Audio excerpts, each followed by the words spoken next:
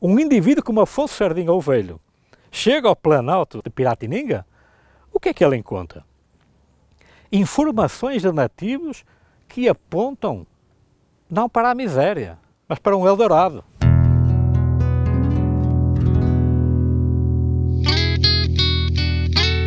É claro que toda a memória é construída a partir de narrativas, tá bem? Mas de tal maneira que a história formal é fruto de decisões.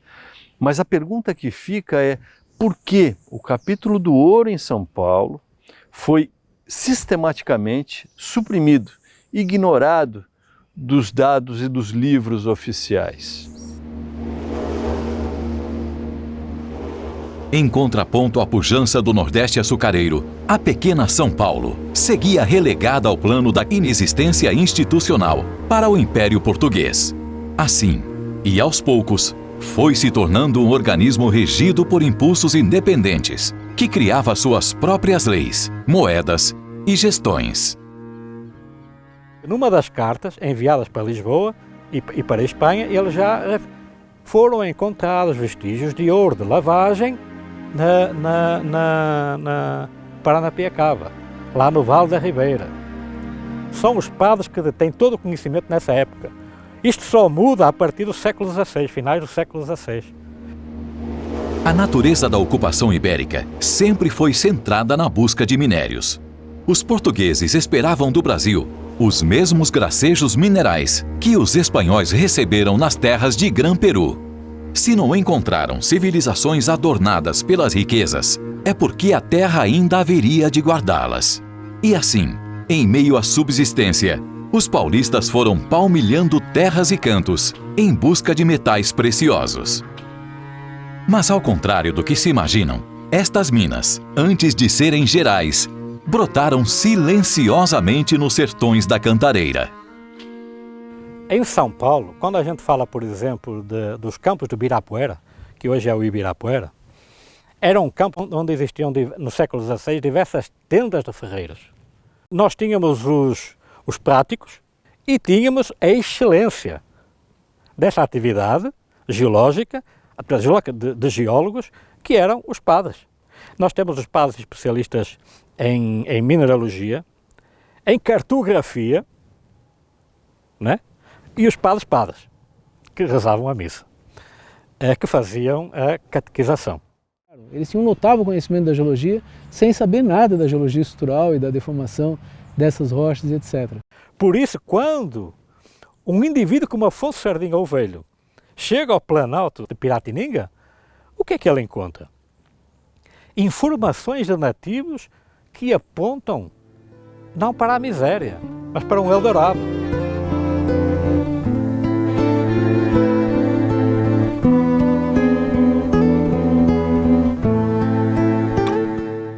Afonso Sardinha foi um português que veio morar em São Paulo e que tinha uma fazenda que ia mais ou menos do Rio Pinheiros até Sorocaba.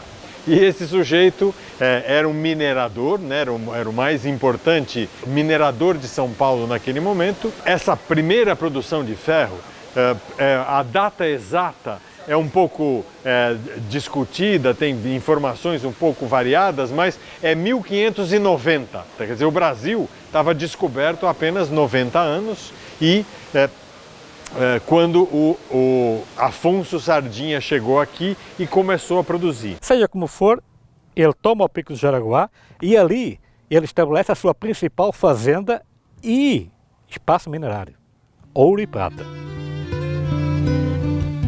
O casarão foi construído no sopé do Pico do Jaraguá por volta de 1580 para servir de sede à Fazenda Jaraguá e foi a residência de Afonso Sardinha, o pai, até o final de sua vida. Possui 21 cômodos e na base desta estrutura existe uma pequena senzala quase sem ventilação e que serviu como cárcere durante a década de guerra com os indígenas e depois de abrigo para os escravos. Em 1961, a antiga fazenda passou a fazer parte do Parque Estadual do Jaraguá. Brás Cubas e Afonso Sardinha determinam que Isto aqui não é um mero campo agropecuário. Isto aqui é a salvação da lavoura. Tem muito ouro, tem muita prata e precisamos buscar tudo isso.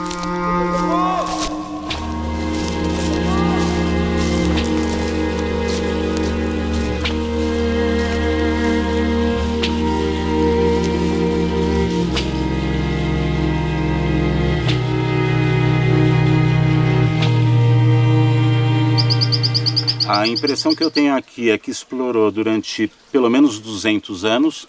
A gente tem um relato de 1603 da expedição do André Leão indo para Minas Gerais, que tem essa exploração nos Montes dos Guarumumins. Temos, como a gente estava conversando, o relato já em 1640 ainda dessa exploração continuada. E registros aqui da Câmara Municipal mostram essa atividade durante um período aí até o início de 1800, mas com declínio acentuado em relação à produção que tinha no restante do Brasil.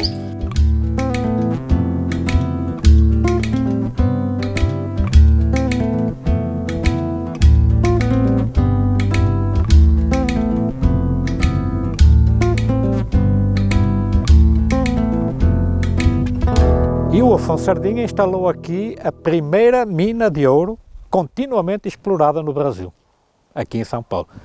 Capitania de São Vicente ainda naquela época, não é? Que é século XVI. E a partir desse momento o Afonso Sardinha tornou-se o eixo da história paulista e também do Brasil, naquele momento, por se tornar um indivíduo que sistematicamente era o único, enviava ouro ao rei de Portugal, desta mina do Ibituruna.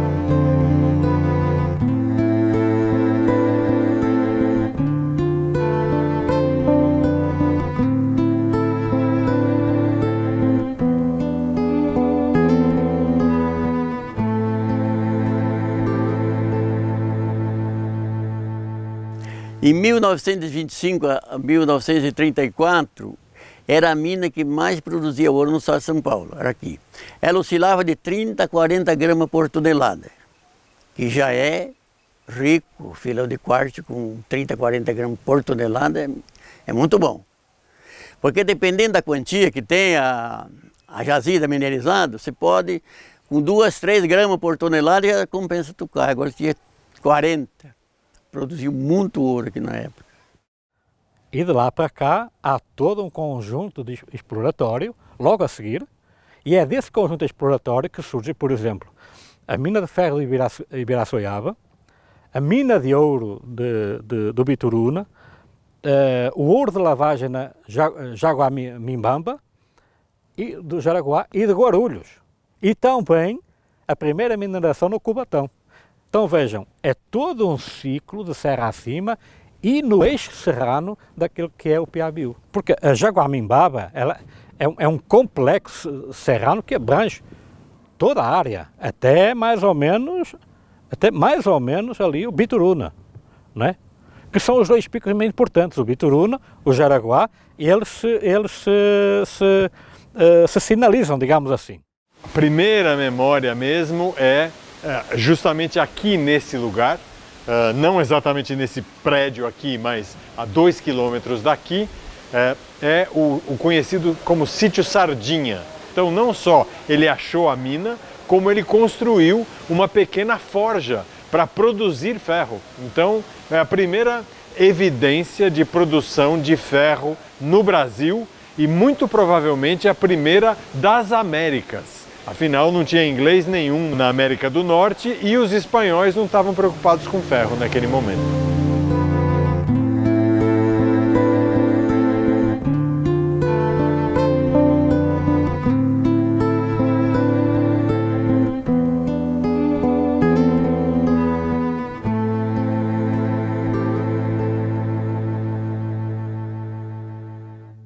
Eu acho que Guarulhos e Jaraguá entraram em produção meio junto. Isso se deu em torno de 1597, então as explorações são de períodos similares. O Jaguamimbaba, que seria a cantareira ou a mantiqueira, a questão toda do lado de lá do Jaraguá, elas seriam contemporâneas. A única questão é o espaço geográfico entre elas. ao se estabelecer a capitania de São Vicente, se estabelece a regra geral de que tudo o que é explorado pertence ao rei de Portugal. Né? Então, muda completamente. E tanto é que, logo a seguida, eles fecham o Piabiú. O Piabiú é fechado, oficialmente, por ordem do Martim de Sousa. E é fechado por quê? Porque ele era a via da economia liberal, colocada principalmente pelo Afonso Sardinha, que era o principal mercador dessa via, com Buenos Aires, com Assunção, né? Então, ele foi, digamos assim, além daquilo que ele foi, ele estabeleceu uma economia liberal em pleno século XVI, dentro do Piabiú, entre São Paulo, Buenos Aires e Assunção. Naquele momento em que houve a União Ibérica, né, em que Portugal e a Espanha estavam unidas, o Afonso Sardinha já estava operando uma mineração de ouro no Pico do Jaraguá, no sopé do Pico do Jaraguá. E isso, então, motivou a coroa espanhola a mandar um governador para São Paulo, o Francisco de Souza, como um cara para tomar conta disso e ver se era possível encontrar outras fontes de ouro nessa região. Naquele momento, todo o interesse do poder português estava concentrado no Nordeste açucareiro, tá certo? Foi o ouro que foi capaz de mudar o centro do poder do Brasil para uma pequena vila do Sudeste. Isso era algo absolutamente impensável naquele momento. Esse Francisco das Manhas, que era o governador do Brasil, ele viveria aqui por mais de uma década. E apenas por isso nós já temos a dimensão da importância desse ciclo do ouro para o Brasil, não é só para São Paulo, tá certo? E, no entanto, esse fato é praticamente ignorado, não só pela história oficial do país, mas da própria cidade. É um desafio de compreensão, né? É um enigma. Então, realmente, se há alguém que nós deveremos ter como referência para aquilo que foi o empreendedorismo colonial e o colonizador na sua essência, é o Afonso Sardinha o Velho.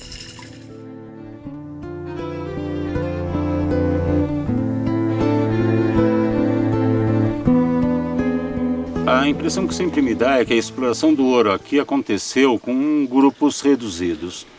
Para mim, a importância do ouro é aquela que faz o Brasil chegar na dimensão atual. A exploração aqui, ela é continuada, mas ela não me parece nada nos extremos que Minas Gerais chega a produzir em toneladas por ano. Não chegou nesse volume. Ela é contínua, mantém São Paulo, mas ela não é suficiente para fixar a população em São Paulo. O ouro me parece muito mais importante enquanto ele abrir o território. Mas se for pensar em Guarulhos mudou muito com isso? Não. População de 10 mil, década de 40. Então, o ouro ele não vai trazer a riqueza para o seu local de origem. A grande questão do ouro é, na realidade, a configuração do território brasileiro. Me parece ser o mais importante. Agora, para São Paulo continuou com uma população pequena ainda, posterior a essa produção. Ela reflete pouco, ela vai para o rei. O fato de terem descoberto ouro, né, na região amontante, na região do Planalto, eu acho que foi decisivo para que se instalasse um núcleo, esse povoado inicial, e lançasse as raízes dessa grande megalópole que nós temos agora. Então, São Paulo é pujante, mas já era pujante desde daqueles primórdios. Mas o ouro, para mim, foi uma moeda de troca, né, que se teve para poder dialogar com o governo português e então gerar riquezas. O ouro de aluvião, aquele que a gente pega na margem do rio por bateia, tinha acabado, né? Eram milhares de pessoas procurando ouro, esse ouro acabou. Se continuava tendo ouro, mas nas encostas, dentro da pedra. Para chegar naquele ouro, precisava de ferro, de picareta para quebrar a pedra e moer e buscar o ouro que estava dentro da pedra.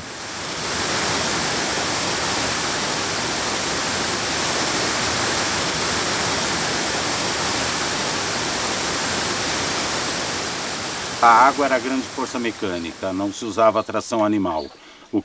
Então a água era por onde se direcionava os canais para fazer a lavagem. Primeiro começa porque desde o bateamento da bateia você precisa da água, os canais eram feitos para se lavar o material Então, o que a gente repara aqui é que nós temos grandes sistemas de condução de água, alguns com mais de 10 quilômetros, levando água para um outro ponto, para permitir essa atividade de lavar o solo e conseguir chegar no mineral lavrado, no ouro, no caso. A gente nota que os canais, um canal joga para o outro. A água é maxi aproveitada dentro do sistema de engenharia que vem trabalhando esses canais de exploração, isso lá do século XVI. São sistemas hidráulicos. A gente tem esse túnel, tem um túnel no vale lateral, tem outros vales todos com túneis.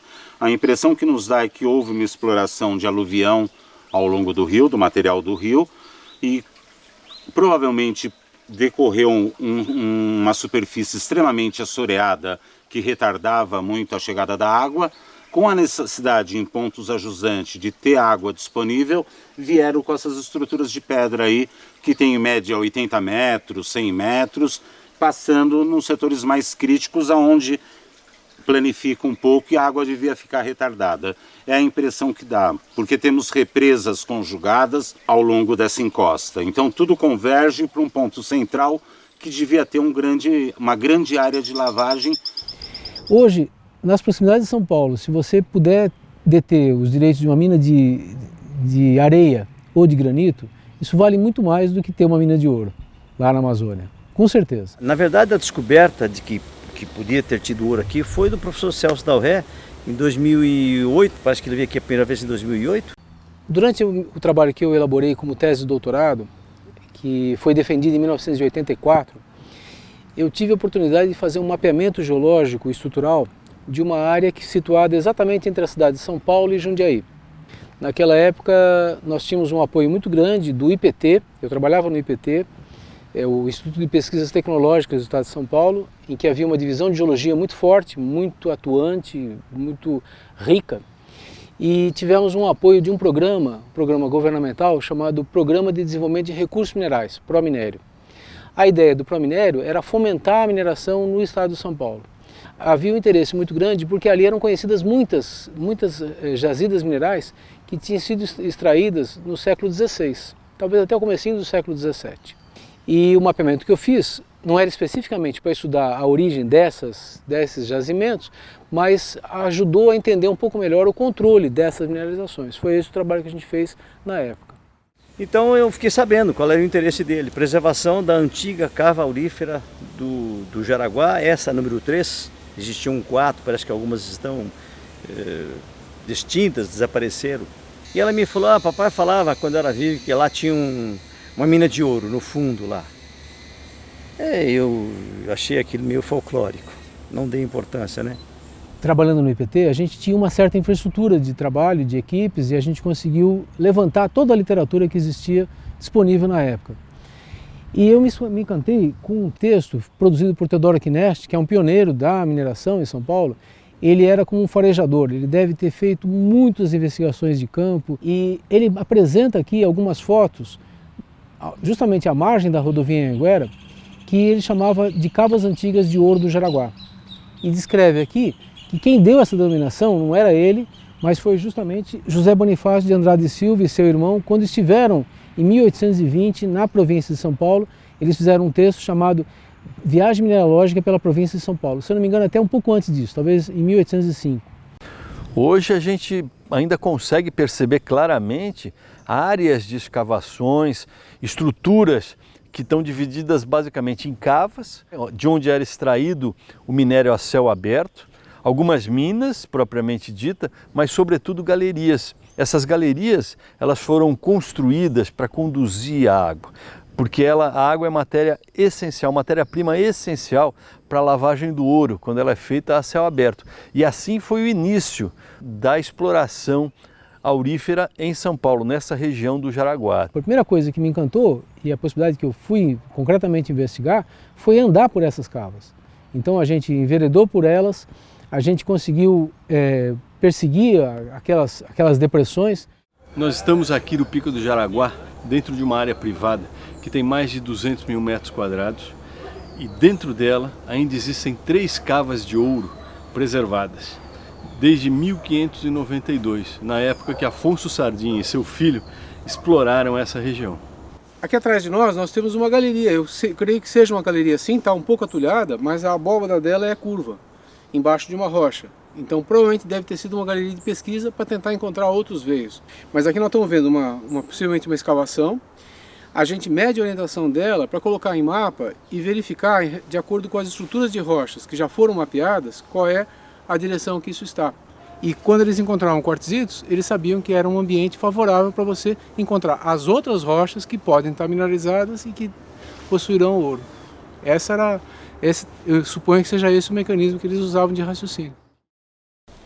Eu peguei um quarto de veio lá no cemitério Jaraguá e nós encontramos 20 ppm de ouro.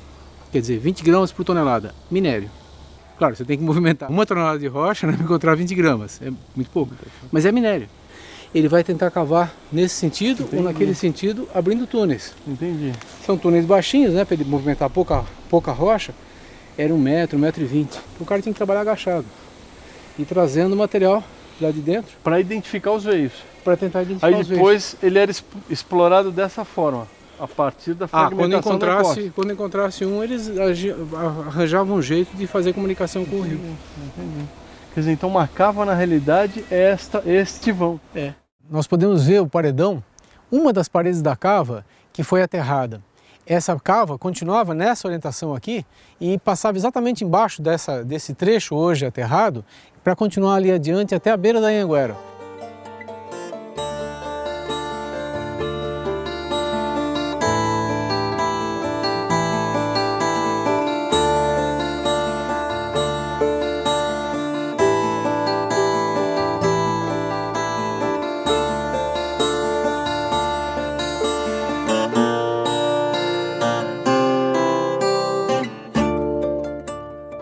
A gente até brinca, acho que de repente se a gente virar uma pedra, a gente acha algum ouro ainda, porque a gente sabe que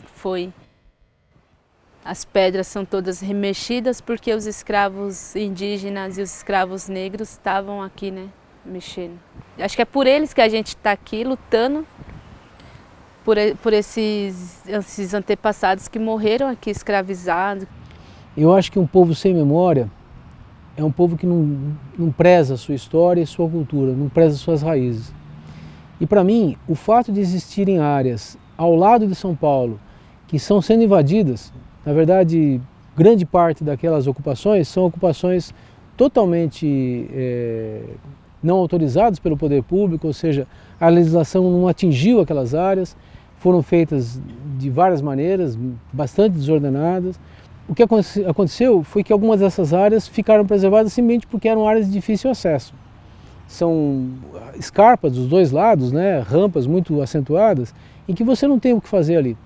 Então a cidade acabou não invadindo esses espaços e se tornaram hoje zonas de domínio de floresta. Então são resquícios de floresta que ficaram preservados. Então ainda é possível você gerar ali um museu a céu aberto para contar um pouco dessa história. Hoje nós podemos ser melhores porque nós tivemos um ontem que nos ensinou a ser o que somos. O amanhã depende de tudo isto, desta lição.